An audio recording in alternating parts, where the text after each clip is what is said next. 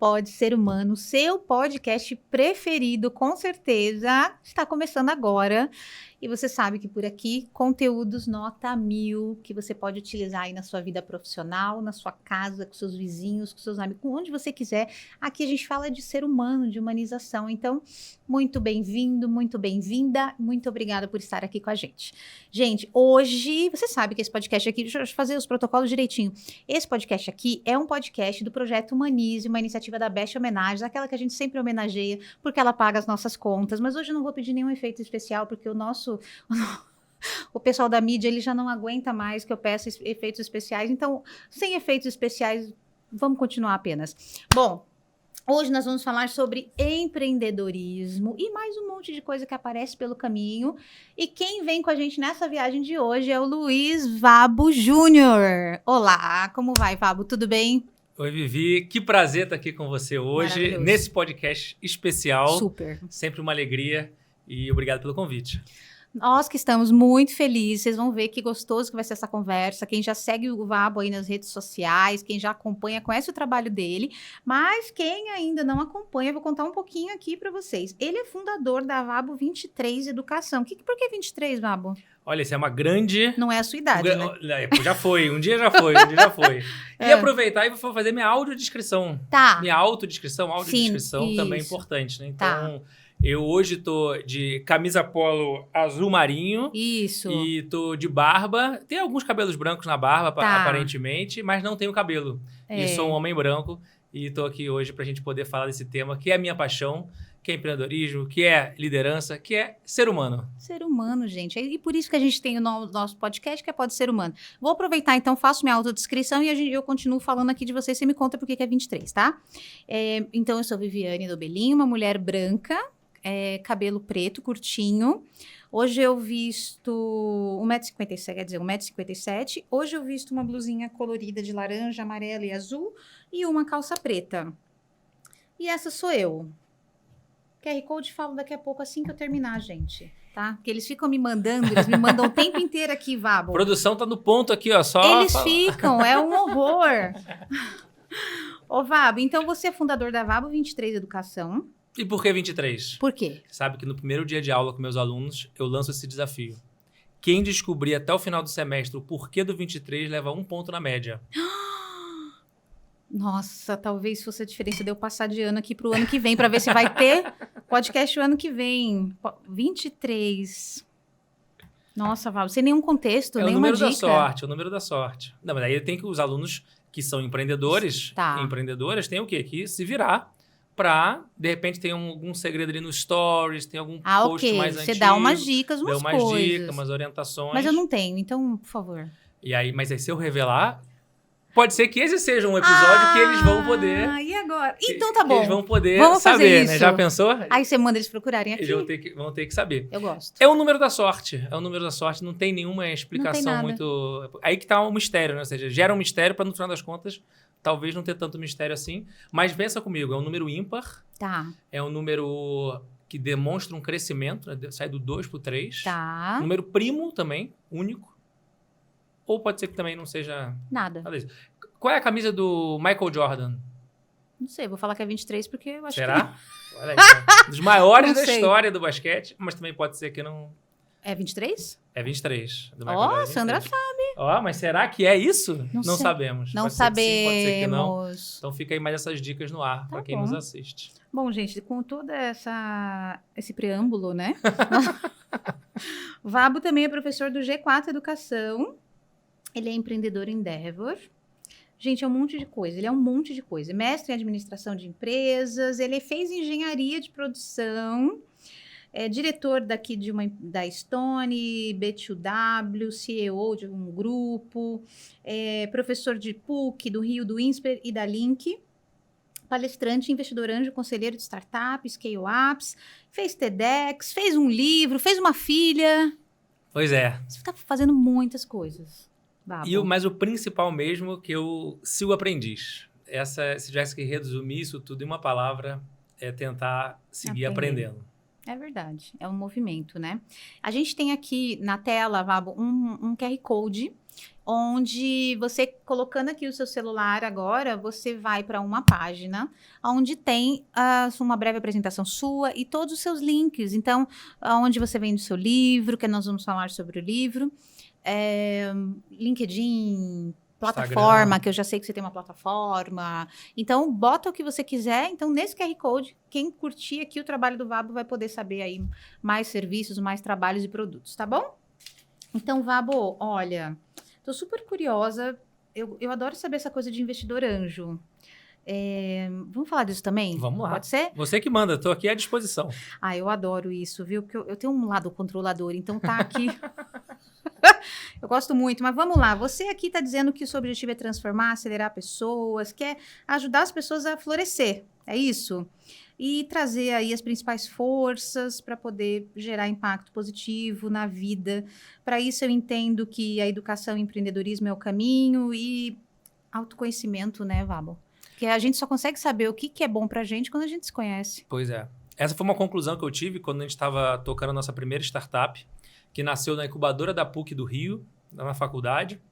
Meu sócio fundou derivado do trabalho de conclusão de curso dele. Eu não sei você, mas quando eu fiz a minha monografia na engenharia, não serviu para nada, né? Mas a dele serviu para alguma coisa e aí deu origem à empresa. A gente montou lá na incubadora. E aí, aquele desafio todo do empreendedor, tentar achar um problema, tentar achar um cliente, tentar resolver o problema, um produto, um serviço, um modelo de negócio, receber investimento, crescer a empresa, contratar gente. Todo desafio que imagino que quem esteja nos assistindo ou já passou, ou está passando, ou eventualmente vai passar, ou conhece alguém que passou. Até que me perguntaram assim, Vabo, qual que é o seu maior desafio? Aí toda vez que me perguntavam qual é o meu maior desafio, eu olhava a minha agenda e respondia meu próximo desafio.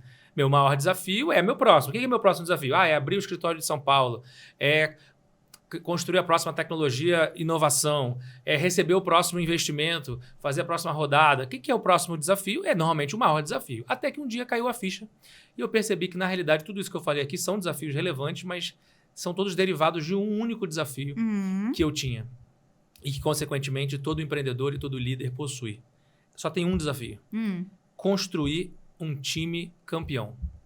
Conseguir atrair, engajar, desenvolver, inspirar as pessoas rumo daqueles objetivos. Que aí, uma vez tendo feito isso, aí eu vou abrir o escritório, vou desenvolver o produto, a tecnologia, rodada de investimento e por aí vai. Tudo isso é derivado da nossa capacidade de construir essa equipe. Logo, para eu construir uma equipe, eu preciso, para eu poder liderar um time, antes eu preciso liderar quem? Eu mesma. A mim mesmo. Então, daí vem toda essa reflexão sobre autoconhecimento, sobre inteligência emocional, sobre liderança em si, também, não só a liderança do time, mas também a autoliderança. E por aí eu acabei me desenvolvendo na minha carreira. Então, você está me dizendo que para a gente começar um negócio, para a gente começar a empreender, o primeiro passo para que o negócio seja rentável e o negócio seja equilibrado e perpetue é se conhecer. Às vezes a gente pensa que é planejamento estratégico. O primeiro passo é você convencer a você mesmo que seu avô e sua avó, que queriam que você fizesse concurso público, talvez não estivessem com a melhor... Tá com a melhor das intenções. Sim. Mas será que eles é que devem decidir por você? Ou essa alegoria do avô e da avó, não, mas tem um concurso público que é estabilidade, que é tranquilidade, e nada contra também quem vai por esse caminho, até porque existem poucos, mas existem intraempreendedores que carregam o piano lá na gestão pública. A questão é que muitas vezes a pessoa vai pelos motivos errados, pelos valores errados. Mas na hora que você tem que se convencer a abrir mão de um salário, a abrir mão de uma carreira estável em busca de um sonho, em busca de um propósito, em busca de resolver um problema. E aí, ao tomar a decisão de ir por esse caminho, o problema do seu potencial cliente é o seu principal objetivo de descobrir. Que problema é esse? Quem é esse cliente? Como que eu resolvo essa dor, essa necessidade, esse desejo que esse potencial cliente possui? E você tem que se convencer. Então, ao mesmo tempo, eu tenho que colocar o foco no cliente, mas ao mesmo tempo olhar para dentro e ver. Beleza, vamos lá. Vai ser duro, vai ser difícil, não tem glamour, mas é um caminho que gera muita satisfação se você conseguir desenvolver resiliência. Tudo isso que você está falando, acho que a gente pode falar um monte sobre cada frase que você falou, porque essa questão do glamour, né? Às vezes a gente vê nas redes sociais quem já deu certo, né? Então a gente vê aqui o seu perfil, o livro pronto, e a gente não tem, o Cortella chama isso de síndrome do Rocky Balboa, que você vê que ele no filme inteiro, ele treina 1 minuto e meio do filme, que tem 1h30. Então ele fala, naquela parte que ele tá treinando no gelo, não sei o quê, dá 1 minuto, dá 2 minutos do filme, e aí vai pra luta e ganha. E a gente tem essa visão romântica do empreendedorismo, e a gente também é um país onde os negócios são abertos e fechados em menos de 2 anos, né? Então tem um percentual enorme de negócio fechando. Eu não sei o percentual, sei que é muito grande, sei lá, mais de 60% dos negócios fecham nos primeiros 2 anos, não é isso? Exatamente. Então, Vabo, o primeiro ponto é saber que vai ter uma pedreira. Eu me conhecer e saber os desafios que vai ter. Vai ser duro. Eu concordo com você. Eu também não gosto muito de biografias em geral, se for aquela biografia mais padrão, porque é só felicidade, conquista, sucesso. Capítulo 1, sucesso. Capítulo 2, sucesso. Capítulo 3, sucesso. E aí não conta que entre o capítulo 1 e o capítulo 2, há 1 minuto e meio, na realidade, o sucesso foi 1 minuto e meio, mas a luta, a dor, cair, levantar, persistir, isso realmente é onde não dá muito ibope, porque não tem muita graça, mas na realidade é 99% do nosso dia a dia.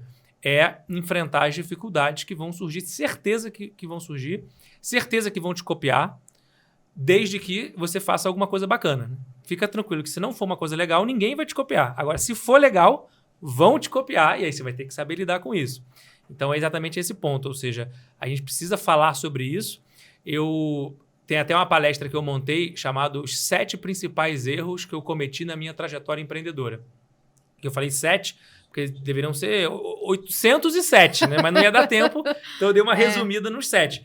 Exatamente para mostrar para os alunos, porque só vinha empreendedor que assim, que coisa boa, eu fiz isso, fiz aquilo, né? Que é exatamente essa biografia aqui que você leu minha, é só coisa maravilhosa, fez isso, fez aquilo, parará. Mas nas entrelinhas, entre um ponto e outro, a quantidade de erro, de fracasso, de confusão, de vergonha, de dureza que precisei enfrentar, muitas vezes na linha não está ali. Mas eu falei, vamos agora focar a palestra nisso, só para mostrar de erro em erro o que a gente fez para aprender. Aliás, uma pergunta para você é o seguinte, qual que é o oposto de sucesso? O oposto de sucesso?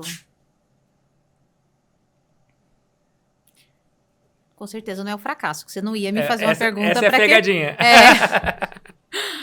Não é o fracasso, porque o fracasso ele é parte integrante do sucesso. Para eu chegar no sucesso, os degraus são o fracasso. Os erros, as tomadas de decisão que não foram as melhores, e aí você aprende, corrige, e amanhã você vai ter subido mais um degrau, vai ter evoluído para lá. O oposto de sucesso, então, é desistir. Faz muito sentido. Porque quando você desiste, você abandonou, não tem como você aprender. Você largou de mão. Agora, se você fracassou, errou, mas aprendeu com isso, maravilha. Foi um degrau para você chegar lá. Embora eu também acho que é a palavra perigosa, sucesso. Né? Eu tenho dificuldade em dizer assim, quando eu falo assim, uma pessoa bem-sucedida, me dá um pouco de nervosismo, porque eu não sei. O que é o sucesso para você, então?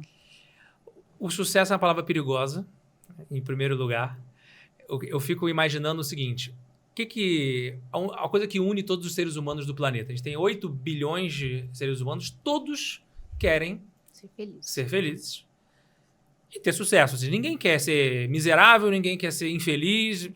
Agora, a definição exatamente é o que varia para cada um. Então, eu interpreto o sucesso como sendo... Sabe aquele jogo da vida de tabuleiro? E aí, imagina que o jogo da vida é a vida mesmo. Tá. E aí, a última etapa do jogo da vida está ali escrito sucesso. E aí você vai, pega o seu carro lá, vai andando, né, igual no jogo de tabuleiro, vai, volta, não sei o quê. E aí finalmente... Compra um apartamento na Souto Vieira, depois na Paulista. Exatamente. E aí finalmente você chega na penúltima casa antes do sucesso. E essa é a casa mais perigosa. Porque se você cair nessa penúltima casa, está escrito nela vaidade. E aí quando você cai nela, está escrito vaidade, está escrito lá, volte para o começo. Estava um passo do sucesso, mas caiu na casa da vaidade. Mas você acha que sucesso é um lugar? Sucesso...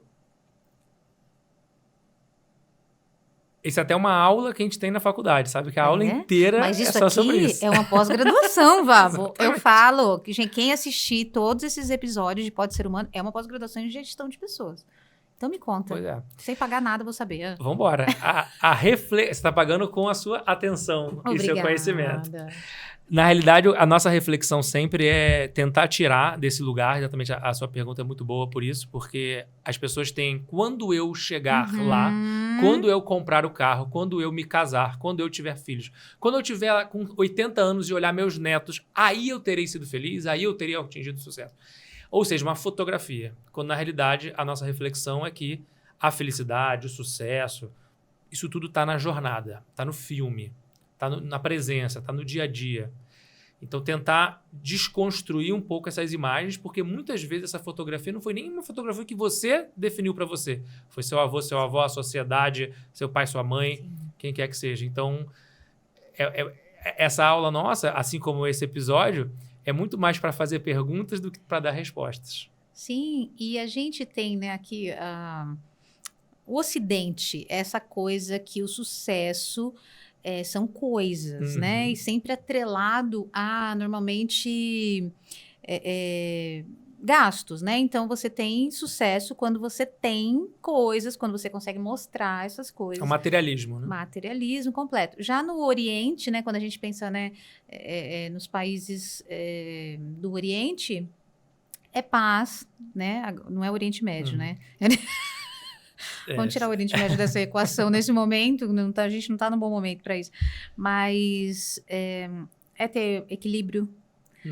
Isso é ter sucesso lá, é ser feliz, né? E aqui a gente é ter coisas. Então a gente vai criando um estereótipo, uma falácia, que a felicidade está ligado a essas coisas. E aí tem até uma empresa de marketing, agora não vou me lembrar em que país, em que ela estava fazendo alguns outdoors dentro do shopping, em que ela colocava um super carro e embaixo ela escrevia felicidade não incluída.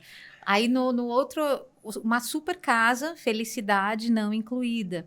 As pessoas pensam que chegando lá, e esse lá é tendo coisas. Pois é. E aí você está me dizendo que a gente tem que desconstruir essa mentalidade. Eu acredito nisso. E uma resposta mais objetiva para a sua pergunta, talvez sucesso seja ser feliz. E aí volta para a pergunta, então, o que é felicidade? Então, o que eu penso é que felicidade tem mais a ver com a calma da mente do que com a alegria, necessariamente. A gente associa a felicidade quando eu estou aqueles momentos de pico do neurotransmissor, dopamina, ocitocina, endorfina, isso, e não tanto quanto essa paz, essa calma da mente. Sim. Então... Talvez uma definição boa, e eu não tenho a resposta, estamos pensando alto aqui nesse momento de vida, que é felicidade ou sucesso, é todas as vezes que eu consigo estar presente no momento presente, em que minha mente não está pensando no que eu vou fazer depois, no que eu fiz antes, eu estou 100%, é o que por exemplo, agora aqui neste episódio, nós estamos juntos aqui conversando, dialogando, filosofando, estou tentando estar o máximo possível 100% aqui para poder degustar esse momento. Sim. E espero que esse momento não acabe. Seja um momento... Se eu não quiser que esse momento acabe, essa é uma boa definição de felicidade.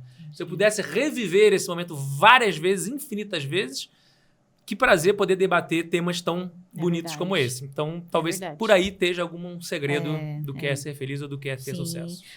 Tem muitas teorias, né? Muitas coisas sobre ser feliz, né? Dalai Lama fala que ser feliz... Eu acho que é Dalai Lama que fala que ser feliz é querer o que já temos, ao invés de ficar querendo o que ainda não temos. Ele faz mais bonitinho, mas é mais ou menos isso. Então, ser feliz é continuar querendo o que a gente já tem.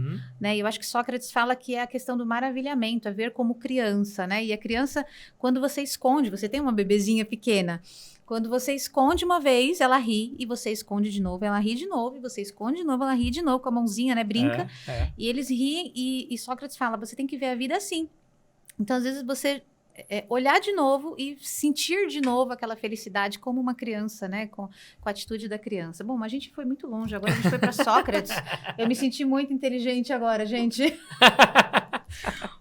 Vabo, Bom, vamos lá, então, voltando aqui para o empreendedorismo um pouco, que tem tudo a ver com felicidade, tem Tudo tudo a ver, porque é o que a gente quer. Quando a gente pensa em empreender, em conquistar é para ser feliz. A gente sabe que esse é o produto final de tudo que a gente quer fazer na nossa vida. Qual que é o cronograma do empreendedor? Então, quem está assistindo a gente agora, que o nosso público, muita gente é corporativo, RH, liderança, e fala, nossa, não aguento mais esse trabalho. Mais de 60% está infeliz no serviço, no trabalho. Então, fala, não quero mais, quero empreender. Boa. Qual que é esse cronograma? O que ele tem que começar a pensar?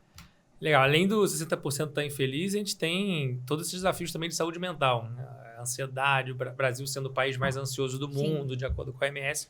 Então, os números são alarmantes, realmente. Então, vamos para dicas práticas. Depois da filosofia, vamos para a coisa prática agora. Isso! Primeira coisa que eu recomendo é encontrar um problema. O ponto de partida do processo empreendedor é um problema. E o que é um problema? É uma dor, é uma necessidade, é um desejo que alguém possui. Existe uma ineficiência em algum mercado e você vai identificar essa ineficiência. Vamos dar um exemplo de algo mais simples. Por exemplo, o mercado de bancos. No Brasil, a gente sabe, tem ali 5, 6 bancos que dominam 95% do mercado. Nos Estados Unidos, tem mais de 1.000 bancos. Então, um banco que domina 5 ou 6 bancos que dominam o mercado, significa que eles são muito grandes e tem uma série de ineficiências. Sim. Daí vem o fenômeno de agora todas as fintechs que chegaram, que estão... Um vai para o crédito, outro vai para cartão de crédito, outro vai para conta corrente, outro vai para seguro, outro vai... Todos esses investimentos. Então, cada linha de negócio dos bancos tem alguém tentando ali atacar, porque interpreta que existe uma ineficiência. Pode ser no atendimento ao cliente, pode ser no produto ou serviço, pode ser no canal de vendas, canal de distribuição, canal de entrega, algum componente do negócio. E esse é o papel do empreendedor ou da empreendedora que está nos assistindo, é identificar esse problema. Qual que é a pegadinha normalmente que as pessoas caem? Começa com a solução do problema, ao invés de começar com o problema. Quantidade de alunos tem a oportunidade de estar há 12 anos em sala de aula de graduação nesse tema de empreendedorismo. E 99% dos alunos viram para mim e falaram assim, Vabo, tô criando um produto assim, assim, assado. Tô criando um app assim, assim, assado. Tô criando um marketplace, vai ser o Uber de não sei o quê. Ou seja, já está me trazendo a solução. Eu falo, olha, vamos dar um passo atrás. Tá. Que problema você quer resolver? Que problema você está atacando? Que necessidade? E quem tem esse problema? É o segunda etapa. Primeiro problema, a segunda etapa é quem tem. Ninguém pode ser mais especialista no seu cliente do que você mesmo. Então, você vai dedicar um bom tempo para poder caracterizar bem, conhecer profundamente tanto o cliente, o perfil, o público-alvo, a persona, o perfil do cliente ideal, para então você poder, ciente disso, tendo interagido com esse cliente, sabendo bem qual é a dor, poder então aí sim propor ali um produto, um serviço, um aplicativo, um modelo novo que vá resolver essa dor. Em paralelo a isso, a recomendação forte também é encontrar um sócio. Encontrar uma pessoa que seja complementar a você. Não existe nenhum ser humano no planeta, não nasceu ainda, que é capaz de fazer as 3 funções fundamentais de um negócio. Macrofunções. Vender, entregar o que foi vendido e cuidar da gestão, das finanças, das pessoas. Então, vender, entregar e gestão. Ou você é muito bom num, mais ou menos no outro, e não é bom naquele outro. Não tem ninguém, eu faço os 3 muito bem. Eu sou um ótimo programador. Além de ser um bom programador, eu também sei vender. E, além disso, também eu sou ótimo nas finanças. Me apresenta essa pessoa que eu faço questão de conhecer essa pessoa. Que manda bem nas 3 frentes. Então, se você é muito bom em vendas, vai arrumar alguém que é bom em tecnologia. Se você é bom em finanças, vai arrumar alguém bom em operação. E assim sucessivamente. Então, são 2 indicações fundamentais para começar. Caracterizar bem o problema, se apaixonar por esse problema, não se apaixonar pela solução, não se apaixonar pelo produto ou serviço, se apaixonar pela dor do seu cliente e pelo seu cliente. E achar alguém que te complemente e que seja igual, porém diferente de você. Igual em valores, princípios, valores, visão de mundo. E diferente, ou seja, complementar em habilidades. Tá. Ô, Vabo, o que essa escolha tem a ver com... Porque as pessoas falam muito, tem que fazer... a gente discute muito isso, a questão do propósito. Tem que fazer alguma coisa que esteja ligada ao seu propósito. A gente já discutiu aqui hoje, até inclusive com o Luciano, que propósito você cria, você adapta, você muda, você, né, não é descobrir, não é ficar procurando onde está. E a pessoa tem que ter ligado com o talento dela, o que ela quer fazer para a humanidade. Você acha que isso é essencial? Nós estamos vivendo hoje a síndrome da propositite. Tudo tem que ter propósito. Não é, gente? Que horror. As pessoas ficam apavoradas. Falam, meu Deus, eu não achei o meu propósito. Pois é, aí fica isso. Meu Deus, não achei o propósito. E agora? Ferrou. Minha vida entra em depressão porque não achou o propósito. Sim. Ou quer achar propósito em tudo. Ou seja, hoje eu estou escovando meu dente, mas eu não entendi o propósito de escovar o dente. Não, mas é escovar o dente. Dizer que o disclaimer é que eu sou super fã do propósito. Eu acredito muito nisso. Só que não pode exagerar. Não pode achar que... Então, o propósito nada mais que ficou um pouco desgastada a palavra sendo muito utilizada, eu troco por porquê. Por causa. Por que você faz o que você faz? Se você não existisse, o que o mundo perderia? Qual que é a sua bandeira? O que você acredita? É para isso, no meu caso, por exemplo, eu fui desenvolvendo, descobrindo, criando o propósito no decorrer... Não foi no meu primeiro estágio que eu descobri qual era o meu propósito. Meu primeiro estágio era um degrau para poder me colocar em ação, para passar pelas experiências e, com isso, extrair um aprendizado mais próximo ou menos próximo do que eu acredito. Sabe aquela frase que diz: existem pessoas que passam pela nossa vida para nos ensinar a não ser como elas? Uhum. Pois é, então eu cruzei com pessoas e falei: olha, essa atitude aqui, quando eu estiver nessa posição, eu espero poder fazer melhor. Estou criticando hoje, mas será que eu vou ser melhor quando eu estiver... E por aí vai. Então, o ideal é que a gente utilize cada experiência de vida, cada interação com as pessoas para extrair um aprendizado. Isso é, em outras palavras, autoconhecimento. Faz sentido para mim, não faz sentido para mim, gosto, não gosto. Aí teve uma vez que eu fui lá e dei uma aula, ainda na faculdade. Eu era aluno, o professor pediu para eu dar uma aula. Me realizei como ser humano. Falei, opa, interessante isso aqui. Teve outro dia que eu fui lá para mexer numa planilha de investimentos financeiros. Eu falei, não é para mim. Legal, tem que saber o mínimo ali necessário, mas não é uma coisa que eu quero dedicar minha vida. Mas dar aula é algo que tem uma coisa aqui. Então eu vou, de repente, fazer um mestrado, de repente, provocar outras experiências nesse sentido. Então o propósito, a gente vai desenvolvendo, vai descobrindo, vai aplicando, vai criando. E claro que se a gente puder pegar o que eu já tenho de aprendizado em relação a esse caminho, junto com o que eu já desenvolvi de talento, e eu sei... ou pelo menos busco saber quais são os meus talentos e coloco isso a serviço do problema... Aí a combinação perfeita. Aí os japoneses dão um nome para isso, né? É o Ikigai. É o Ikigai, é isso aí. Então, sem dúvida alguma, essa é uma coisa também da nossa educação. Né? Nosso modelo educacional, por exemplo, você era boa em matemática, mas ruim em português, por exemplo. Você fazia aula de reforço em quê? Em português. Português. Você não era boa em português, fazia aula de reforço em português. Sim. Você abandona o que você era boa isso aí. e foca naquilo, martela, massacra a fraqueza ali. No final, temos uma geração de... medianos, medíocres. Então, devemos focar em descobrir nossos talentos e ter uma pessoa, que é a nossa sócia, que vai ter talento na nossa fraqueza. E aí a gente formou um time campeão, time complementar. Então, assim, o que eu vejo, Vabo, autoconhecimento é o primeiro passo. É o que eu gosto e o que eu não gosto. O que faz sentido e o que não faz. O que eu ficaria aqui horas fazendo. Por exemplo, a gente ficaria horas conversando, provavelmente. Ficaria. Né? Mas o pessoal do estúdio não permite, né? Até a meia-noite eles liberaram hoje. Então, a gente faria aqui até de graça, né? Não, eu gosto tanto de dar aula... que estão me pagando ainda. Pra dar aula. Nossa, olha isso, entendeu? Eu faria de graça, com certeza. Não fala muito isso, o pessoal vai registrar isso aqui, e depois você vai pegar o Olerite lá 0 no fim do mês. Falar, é o seu prazer, Vabo. Ô, Vabo, e assim, o autoconhecimento é uma coisa muito essencial. É muito essencial. É o pilar fundamental das people skills. Não é? É a primeira habilidade para você desenvolver as habilidades comportamentais, socioemocionais. O primeiro pilar é estar o tempo inteiro em constante reflexão. E não é o tempo inteiro, assim, todo dia, 100%, não, mas de tempos em tempos você para, reflete, dedica um tempo para si mesmo. Hoje em dia a gente vive numa sociedade que as pessoas têm vergonha ou se sentem mal de tirar uma hora para pensar sobre si mesmo. O que eu quero fazer de planos? O que eu quero estudar de curso? O que eu quero ler o livro? Como foi meus últimos 15 dias? Eu fui bem, não fui bem? O que eu posso melhorar? Eu me dou meu auto-feedback. Não pode, tem que estar sempre na correria, Sim, fazendo um monte de produzindo, coisa. Produção, exato. É a tal da sociedade do cansaço, né? Se você parar, você não está produzindo, então você vai ficar para trás. Então tem toda essa mentalidade que está estafando as pessoas, né? Então, primeiro, mais ansioso, segundo, mais estressado, quinto, mais deprimido somos nós, né? No Brasil, péssimo pódio, a gente queria estar em outro lugar. Agora, para descobrir esse autoconhecimento, descobrir essas fortalezas, essas coisas, não é todo mundo consegue fazer um processo, por exemplo, de coaching, ou terapia, ou mentoria.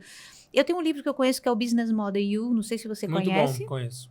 Eu acho que ele dá um bom norte nessas questões de fazer você pensar sobre que tipo de negócio você seria, né? Então, suas fortalezas, os seus talentos, o que você vai bem.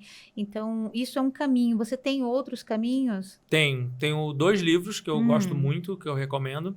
Um chama Descubra Seus Pontos Fortes, 2.0. Sim. Muito bom, sim. do Clifton, sim. em parceria com a Gallup. E aí é um livro que ele tem mapeia... vem um teste junto, É. compra o livro, ganha o teste, e aí no final ele vai... um assessment, ele vai te dar lá os seus 5 principais talentos. Então ali já tem uma pista, uma coisa para você desenvolver. Isso. E o outro livro é de um professor de Harvard chamado Shirzad Chamini, que é o Inteligência Positiva. Porque um livro é o talento. O outro livro é aquilo que atrapalha o talento, são as interferências. No caso, os sabotadores. Nossas crenças limitantes, nossos pensamentos sabotadores. Então, esse livro, da mesma forma, compra o livro, ganha o teste. Eu tenho esse livro. É bem Agora legal. Eu tô lembrando. Bem legal. Sim. E você identifica os sabotadores. É isso mesmo. São os 10 principais sabotadores do ser humano, sendo que 100% temos, que é o crítico julgador. O tempo inteiro tá... Porque a questão de sobrevivência, a neurociência já ajuda muito a pensar isso. Mas os 9 filhos, né, desse sabotador pai tem uma gradação. Então também tenho muita reflexão. E eu também faço sempre aquela ressalva de como é que você comprou o Business Model U, comprou o Descubra Seus Pontos... Está resolvido. Não é assim. É mais um degrau de reflexão que vai te colocar temperos nesse caldeirão que é o ser humano, que é extremamente complexo. Mas são 2 livros que são ótimos pontos de partida para, depois disso, você tentar trazer para a prática, tentar sempre refletir. Então tá bom. Então fizemos nosso autoconhecimento, já sei, identifiquei um problema, arrumei um sócio que me complemente e aí vou dar o primeiro passo nesse mundo do empreendedorismo que todo mundo romantiza, mas é pedreira. Pedreira, dureza. O passo seguinte é você criar hipóteses. Hipóteses. Então, eu tenho uma hipótese de que o problema existe. Eu tenho uma hipótese que esse cliente, aí eu vou desdobrando isso. O cliente é muito genérico. Agora, quem é o cliente? Quem são as personas? Quem é o perfil do cliente ideal? Então, hipótese de que eu vou resolver esse problema? Então eu vou criar um aplicativo que vai ter essa funcionalidade, que eu vou cobrar de tal maneira, e aí eu vou para a rua, interagir com esse cliente. Pode ser empresa, pode ser pessoa física, vou trocar ideia, vou entrevistar, vou observar, e aí vou anotando na nossa prancheta aqui todas as conclusões que eu vou tendo. Hipóteses refutadas, ótimo, me economizou 6 meses de trabalho. Hipóteses que foram validadas, eu avanço para a etapa seguinte. E aí, então, eu vou conseguir, por exemplo, chegar num protótipo ou num chamado MVP, que é o produto mínimo viável, que é mais uma hipótese de que eu vou resolver aquele problema. A diferença entre o MVP e o produto final é uma só.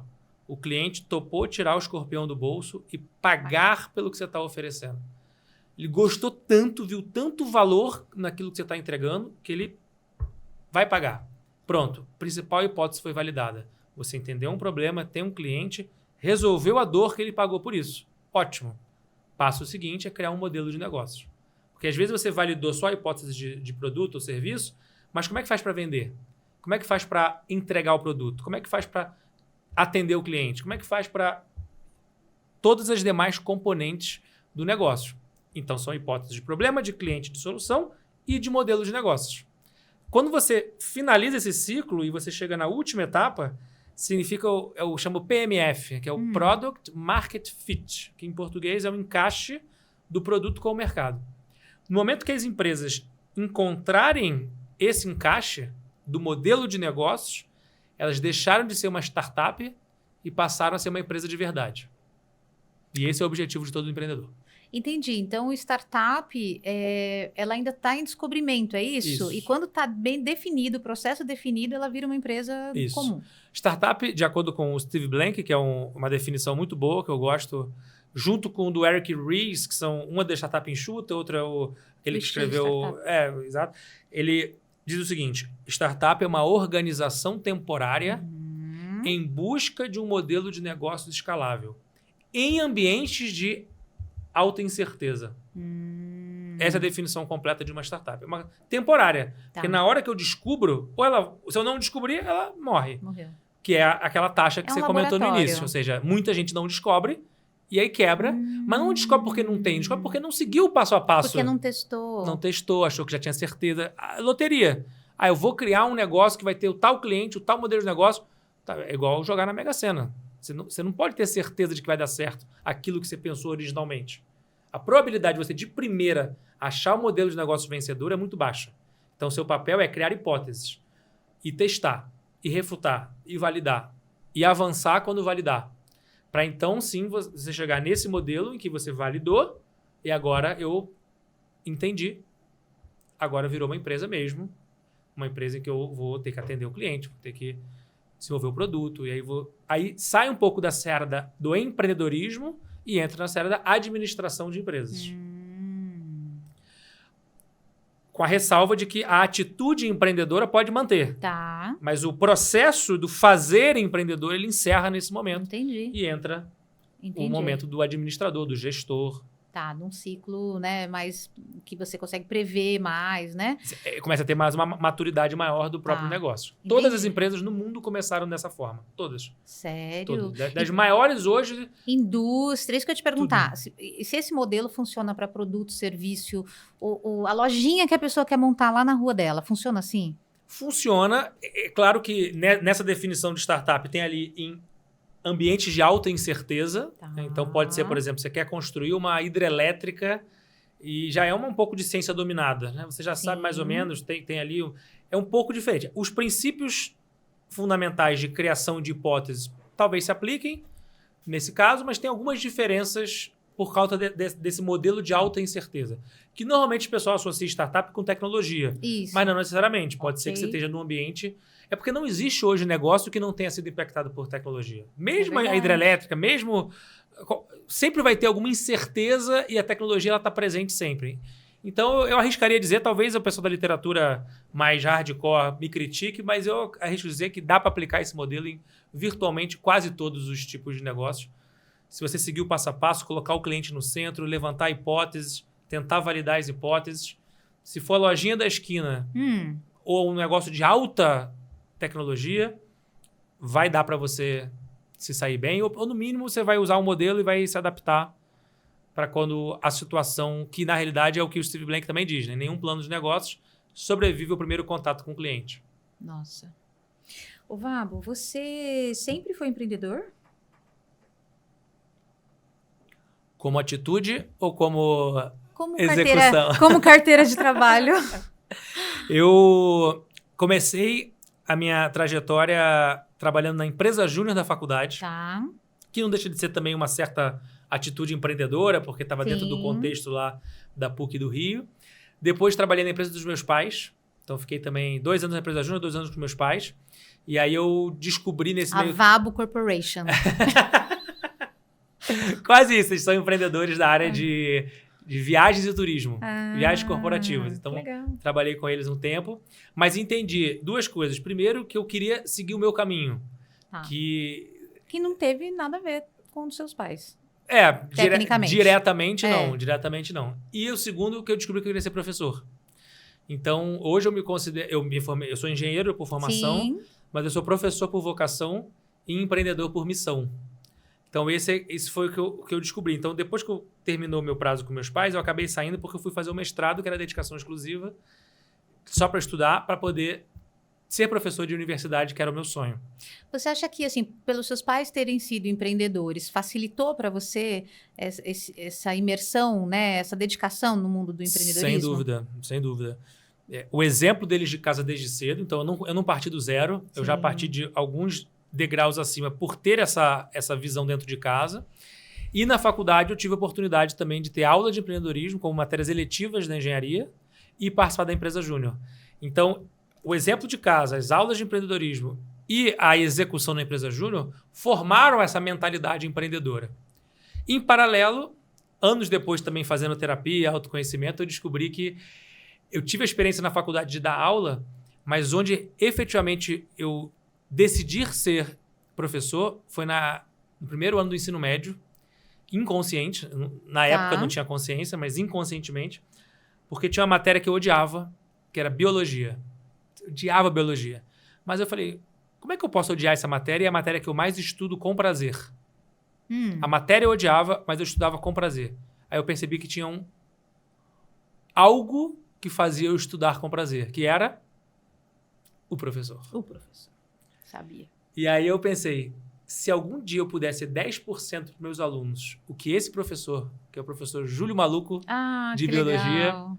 Minha missão vai estar sendo cumprida. Então, acho que eu quis ser professor. Nessa época, a semente foi plantada inconscientemente. 10 anos depois, essa semente germinou e aí eu segui. Porém, eu pensei o seguinte, como é que é o modelo educacional brasileiro? Professores que normalmente nunca fizeram o que ensinam. Ou seja, são excelentes pesquisadores. E nada contra. Pesquisadores, eles dedicam a vida para fazer doutorado, pós-doutorado, mestrado, para estudar e fazer uma pesquisa, fazer um case. Mas na hora que você vai para a sala de aula e você ensina algo que você não vivenciou, ainda mais no tema empreendedorismo, como é que você vai ter um professor que nunca criou um protótipo, que nunca fez MVP, que nunca entrevistou um cliente, que nunca contratou ninguém, dando uma aula de empreendedorismo? Dá para fazer, mas não era o modelo que eu acreditava. Então eu falei, olha, eu vou empreender, vou para a prática, e quando eu voltar para a sala de aula, eu vou voltar um professor melhor. E quando eu voltar para a arena, porque para mim a sala de aula é arquibancada, quando eu voltar para a arena, para campo de jogo, eu vou ser um profissional melhor porque eu vou ter estado na arquibancada na sala de aula. Mas quando eu for para a sala de aula, eu vou transformar a sala de aula numa simulação da vida real. E eu vou tentar trazer esses exemplos e essa prática para melhorar minha prática de ensino, óbvio, com a literatura, mas com a minha experiência conectada com a literatura. Então, eu tentei me posicionar dessa forma, porque professores melhores do que eu, vários. Empreendedores melhores do que eu, vários. Agora, professores empreendedores, é aí que eu me posiciono como sendo meu diferencial de atuação hoje. Entendi. Você acha que, bom, aí você vem da sua família, então, que já teve esse apoio, porque eles são empreendedores, e hoje a gente tem uma mentalidade, a grande maioria, como você começou contando, dos avós que sonhavam que você, né, não você, mas que a gente fizesse serviço público, porque ia ter carreira, ia estar engravatadinho, bonitinho. E os pais da gente também tinham muito dessa visão, e ainda tem. Então, é arrumar um emprego, né? Eu quero que meu filho arrume um emprego, assim, assado, que seja isso, que seja aquilo. E os fazer cargos, uma faculdade top. Faculdade, o cargo, né? O pleno júnior, pleno sênior, isso é tão importante, né? Para muita gente ainda.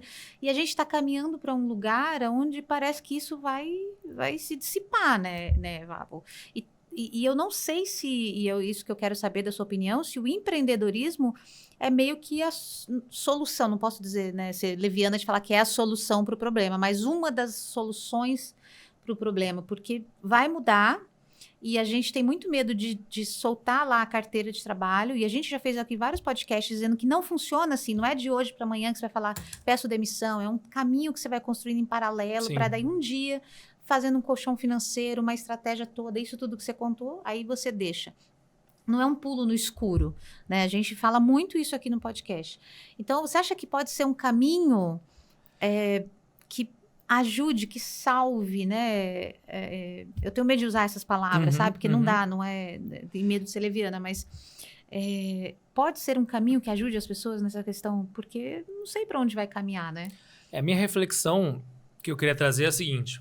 Se todos quiserem ser empresários, no sentido de criar uma empresa, passar por esse processo, talvez não seja o perfil para todos.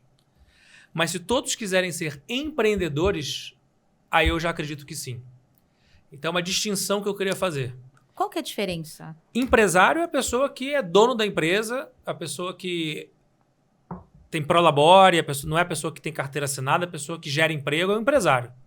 O empreendedor é uma atitude. em que você vai exercer essa atitude empreendedora sendo empresário, tudo bem, criando a empresa, passando por todo esse processo aqui que a gente comentou, mas também você pode ser empreendedor ou empreendedora no seu negócio, no seu emprego. Né? Você pode ser um intraempreendedor. Você pode ser um intraempreendedor sendo professora. Você pode ser uma intraempreendedora, por exemplo, trabalhando na gestão pública. Então, você tem aplicações dessa atitude. O que é essa atitude? É o seguinte, é a pessoa que dedica a vida em prol de um propósito, que encontrou um sonho, que é uma pessoa inconformada com a situação atual, que quer resolver problema. Uma coisa que incomoda a gente pode ser uma pista? Com certeza. Uma coisa da sociedade que incomoda a gente pode ser uma pista Normalmente é aí que começa, é bem ali. Se você tem aquela dor, aquele problema, é um ponto de partida porque pode ser que outras pessoas também tenham. Não necessariamente a sua dor é a dor de todo mundo, não necessariamente a solução para a sua dor é a solução de todo mundo. Mas, sem dúvida alguma, é uma boa pista para você começar. O Nubank começou assim. A história conta que ele foi mal atendido numa agência bancária e falou, mas não é possível que nós estamos no século XXI e ainda tem esse tipo de atendimento aqui. Vou criar um banco que possa atender melhor o cliente, por aí vai. Então tem uma série de exemplos que começou com a sua própria dor, é um ponto de partida, mas não é um ponto de chegada. É um pontapé inicial para você se dedicar, mergulhar. E aí sim, se você puder ser uma empresária empreendedora, melhor dos mundos. Porque tem ambos os cenários, né? Tem empreendedor que não é empresário e tem empresário que não é empreendedor.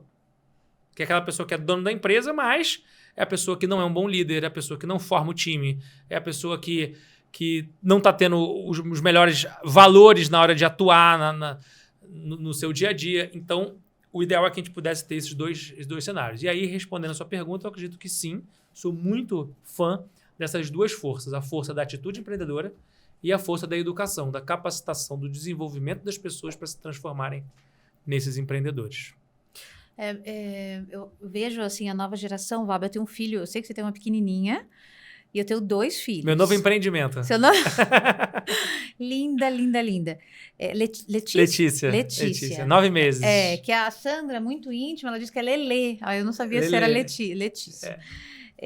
Mas por exemplo, a minha filha quer ser médica, ok, uma profissão padrão, a gente fica, tô tranquila, né? Que é mais ou menos a mentalidade que a gente foi construindo. Se você tiver uma profissão padrão, engenheiro, médico, tá tudo bem, tá tudo tranquilo. Meu filho com 14 anos tem a mínima ideia e eu não sei também para que raios de caminho que ele pode seguir. Eu, como uma pessoa de RH há 20 anos, estou tendo dificuldade de ajudar, sabe? De orientá-lo. Quais competências você acha que eles devem desenvolver, essa nova turma, para poder chegar nesse futuro que está aqui, tá? Depois de amanhã, né? E ter essa visão de empreendedorismo ou mais claro para eles. Sim. Porque eu, por exemplo, não cresci com isso. Você teve essa sorte, né? Eu não cresci com essa visão. E, assim, 90% dos brasileiros também não. A gente é criado para ter um emprego CLT. Sim. E os empregos CLTs estão acabando. Tudo que for muito normatizado e repetitivo vai acabar. O robô vai fazer. Exatamente. Já está fazendo e vai fazer ainda mais. Eu fui agora para Gramado, um lugar lindo, maravilhoso. Eu amei, eu nunca tinha ido, eu achei apaixonante. E o que eu fiz? Eu fui sozinha, né? Comprei a passagem, tudo, fui com meu marido. E aí coloquei no chat GPT. Falei assim, eu vou para Gramado, vou ficar lá 4 dias. E o que você acha que eu devo fazer? Me fala por região. No primeiro dia, região sul, você pode visitar o Lago Negro, você vai não sei aonde, você vê a Rua Torta, você faz isso aqui. Segundo dia, região oeste de Canelas. Quer dizer, o agente de turismo, não tem mais agente de turismo. Pois é. Né? Eu segui o roteirinho, foi perfeito, deu tudo super certo. Então, assusta, né? E a gente que está assistindo, gente que que estamos aí nas empresas, né, fazendo o nosso trabalho, pode ser que, né, em pouquíssimo tempo o nosso trabalho já seja substituído. E é por isso a nossa conversa. Para onde que a gente pode orientar as pessoas para que se capacitem? Os skills, como você chama? People skills. Uhum. É porque tem soft skills, human skills, people skills, que as pessoas devem desenvolver, Vabo. Os dados são alarmantes, mas vamos dar uma notícia, uma mensagem positiva. A mensagem positiva é o seguinte. Eu acho que aqui o meu emprego eles não vão pegar. Será? Daqui a pouco vai ter um robô entrevistador? Mas não vai ter graça. Não vai. Definitivamente não vai. Não vai, O que acontece é o seguinte. Toda vez em que o futuro nos reserva incertezas, assusta. E aí Ray Dalio, junto com Warren Buffett, são os 2 maiores investidores hoje, americanos, do mundo.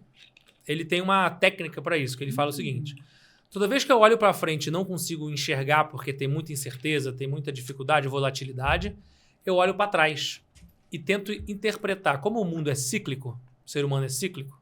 Mudam alguns componentes, a modernidade, mas os comportamentos são muito parecidos já há milhares de anos, centenas de milhares de anos. Então, vamos fazer um exercício como Ray Dalio sugere. Tá.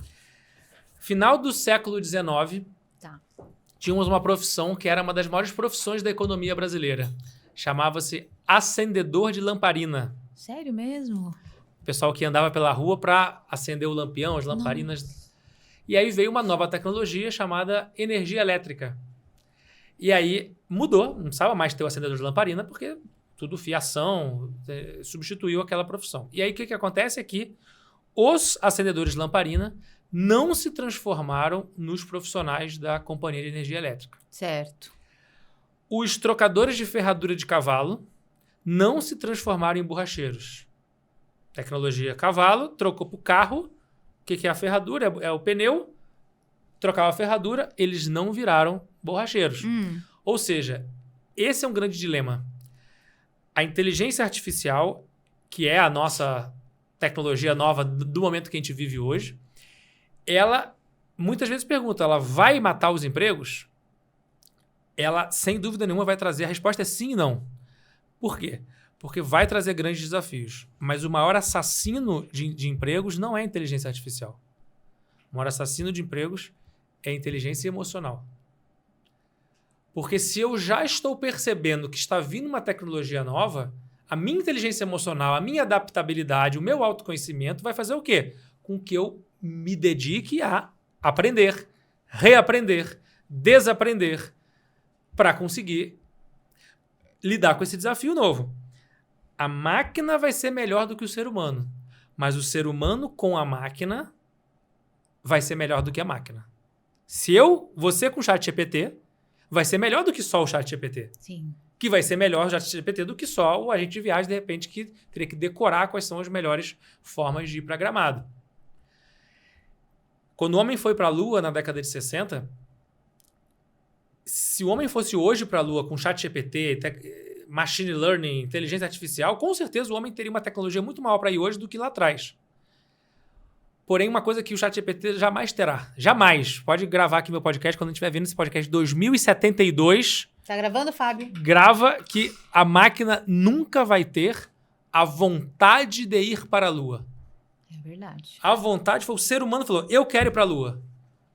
Aí, beleza, na década de 60 foi lá uma tecnologia super rudimentar e hoje seria um negócio maravilhoso, estamos indo para Marte e por aí vai. Mas a máquina quer, a intenção de, a vontade de, isso é inerente do ser humano. Então é por aí que a gente tem que ir. Por isso que a gente prefere chamar de people skills, que são habilidades pessoais, habilidades humanas, e não habilidades macias, né, que é o soft. É, também não gosto. Então, habilidades humanas são essas que vão permitir que a gente possa se adaptar para esse novo cenário. E tem uma pesquisadora muito bacana que eu acompanho, que é Marci Alborrer, e ela diz que o seu filho, por exemplo, de 14 anos, vai ter, em média, de 4 a 8 carreiras. 4 a 8 carreiras no decorrer da vida. Não é cargo, é carreira. Então, antigamente era uma carreira, 30 anos na mesma empresa. Agora vão ser 8 carreiras, com 14 anos, vai ter uma vida útil aí de uns 90 anos pela frente, então vai viver ali entre 90 e 120 anos, sendo que já nasceu a criança, que vai, talvez será que é a Lelê, não sei, até 150 anos, até 200 anos, já disseram também que isso, gente? Com qualidade de vida. Com qualidade de vida. Então, olha a tragédia que é exigir que o seu filho de 14 anos, com 14 anos, escolha uma faculdade que vai durar 4 anos, e quando ele tiver 21, 22 anos, ele vai ter ainda mais 80 anos pela frente, ou 70 anos pela frente, de vida útil com qualidade. Então, não dá para você achar que o sistema educacional está conseguindo resolver o jogo. E 85% das profissões que vão existir até 2033 ainda não foram inventadas. É. Então, ele vai ter uma profissão que não estará sendo regulada pelo MEC. Sim. Então, esse é o cenário Como é que é o nome dele? Lucas. Lucas, desculpa dar essa notícia para você aqui agora, mas eu confio em você. Que a habilidade fundamental, então, não é aprender a profissão específica, mas sim aprender a aprender. O que for necessário que tenha que ser aprendido. E essa habilidade-chave. E a de pessoas, habilidades pessoais. Pessoais. Então, é isso que Inteligência emocional. Inteligência emocional, autoconhecimento, adaptabilidade, disciplina, resiliência, pensamento crítico, empatia, escutatória, que é a irmã da oratória, porque todo mundo quer aprender a falar, ninguém quer aprender a ouvir. Todo mundo quer aprender a ser líder, ninguém quer aprender a ser liderado. Alguém já fez um curso aqui de como ser liderado? Como aprender a ouvir? Não, eu faço um curso de falar. Eu faço um curso de liderar. Então, essa é a provocação que a gente faz, que são essas habilidades que, na minha visão, é o que a gente deveria transmitir para os nossos alunos, para as nossas crianças e jovens. Aí você vai lá e vê hoje, o que eles estão aprendendo? Mitose, meiose. E meiose, na prova vai errar. Tá vendo? Fórmula de Bhaskara, mitocôndria. Eu não sei você, mas essa semana agora que passou, eu não precisei usar a mitocôndria no meu dia a dia do meu trabalho. Não sei se o pessoal aqui da edição precisou usar a mitocôndria. Agora, eu só sei uma coisa, que você tem que manter ela nutrida, senão você tá ferrado, tá? Com certeza. É a coisa mais importante para depressão e ansiedade, gente. Tem que manter a mitocôndria nutrida. Que ela é a respiração da célula. Mas o tecniquez do como é que ela funciona, tem 0,1% das pessoas que são os médicos, os químicos, que vão precisar saber. Mas todos nós, advogados, devemos dedicar horas da nossa vida para estudar isso. Sendo que a capacidade de gerenciar meu tempo, a capacidade de me comunicar, a capacidade de lidar com a pressão, a capacidade de saber respirar, nutrição, lidar com dinheiro e por aí vai, uma série de habilidades que servem para qualquer profissão, isso tem uma estatística. Menos de 1% dos cursos de graduação e pós-graduação hoje no Brasil abordam esse tema. Menos de 1%. Gente. 99% é a habilidade técnica que, na maior parte das vezes, eu não acredito, uma ressalva importante, eu não acredito que exista nenhum conhecimento inútil. Todo conhecimento de alguma forma. Mas muito pouco prático para o nosso dia a dia profissional. Sim. Então é isso que eu defendo, que a gente possa ter uma reestruturação da profundidade técnica e substituir essa profundidade. Não é para abandonar matemática, geografia, não, mantém. Mas diminui a profundidade técnica e troca por essas habilidades que as pesquisas mostram que é o que vai fazer a diferença. Nossa, total. E tem algum movimento, Vabo, para mudar essa grade escolar? Existe isso? Eu não estou vendo nada sobre isso. Muitos têm tímidos, né? Tímidos. Então, temos iniciativas em algumas escolas particulares, privadas, que já começam a colocar algumas... Tem um novo ensino médio agora, que teoricamente seria uma forma de flexibilizar um pouco. Tem algumas faculdades que estão surgindo também com esse objetivo de poder ter people skills. Mas o desafio é o seguinte: me mostra uma grade horária em que a habilidade... Não é para abandonar a habilidade técnica. Só que hoje é 99,1. Me mostra uma grade horária de uma escola ou de uma faculdade que seja 50-50. Isso eu não conheço no Brasil, nem no mundo. Tem que estudar um pouco melhor Finlândia, ali, Estônia, Suécia e tal. Mas mesmo assim, acho que meio a meio... Não sei, ainda tem muito peso para o techniquez, que é o que vai ser substituído pela máquina, e pouco peso para o comportamental e socioemocional. Mas a boa notícia é que já foi pior. Né? Tá melhorando, passos devagar. Agora, quando você pensa em escola pública no Brasil, que é mais de 80%, aí, infelizmente, é uma tragédia. Mas eu sou otimista, vamos acreditar que, de tanto ter mais pessoas falando sobre isso, e as pesquisas mostrando, e a prática mostrando, que a gente possa...